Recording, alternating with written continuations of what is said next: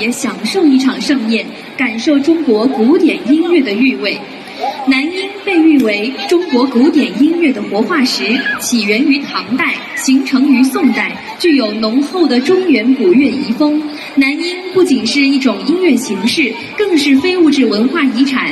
接下来要为大家表演的是一群优秀的南音青少年，他们的年龄段从小学1年级到硕士研究生，他们中有很多人多次获得省地市南音曲艺表演1等奖。